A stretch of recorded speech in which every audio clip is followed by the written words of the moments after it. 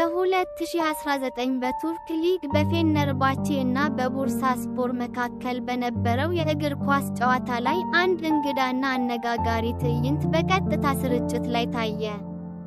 ካሜራው ወደ ደጋፊዎች ሲያሳይ የሁሉንም ሰው ትኩረት በሳበ ልጅ ላይ አረፈ። አንድ ታዳጊ ልጅ ዘና ብሎ ሲጃራ ሲጠጣ ታየ። ይህ ትዕይንት ካሜራማኖችን እና ኮሚቴሮችን ክፉኛ አስደነገጠ። በዚህም ሳይበቃ በቲቪ እና በማህበራዊ ሚዲያ ጨዋታውን በቀጥታ ሲመለከቱ የነበሩ ሰዎች በጣም ደነገጡ። በርካቶችም ትውልዱ ይህን ያህል ተበላሽቷልን ሲሉ ጠየቁ። የአጫሹ ልጅ ፎቶ እና ቪዲዮ በዓለም ዙሪያ በፍጥነት ተሰራጨ። ሌላኛው አስደንጋጩ ነገር ሲጋራውን ሲያጨስ ከጎኑ ሌላ ልጅ ተቀምጦ ይታይ ነበር።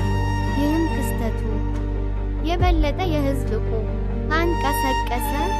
ጨዋታው ከተጠናቀቀ ከጥቂት ሰዓታት በኋላ የቱርክ ደህንነት ክፍል ጉዳዩን በፍጥነት ወደ ማጣራት ገባ።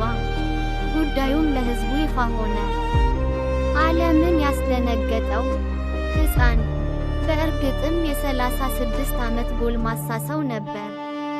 ከጎኑ የተቀመጠው ልጅ ደግሞ ሰዎች እንዳሰቡት አብሮት የሚያጨስ ሳይሆን የገዛ ልጁ ነበር። የደህንነት ክፍሉ በሰጠው መረጃ መሰረት የሰውየው ከሜዳ ውጭ ሌላ ቦታ የተነሳቸው ፎቶዎችን አብሮ በማምጣት ሰውየው ሕፃን ልጅ ሳይሆን በተፈጥሮ አሳሳች የሆነ የሕፃን ፊት ያለው የ36 ዓመት ወጣት ሆኖ ተገኘ። ፂም የለው ምንም የሌለው ፍጹም የ12 እስከ 15 ዓመት ታዳጊ ይመስል።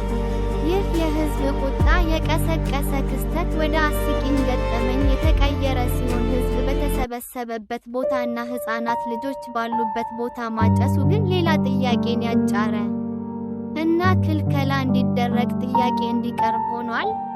በዚህ የልጅ ፊት ኖሮት ብዙዎችን ያሳሳተው ግለሰብ በብዙዎች ዘንድም ለመታወቅም አስችሎታል።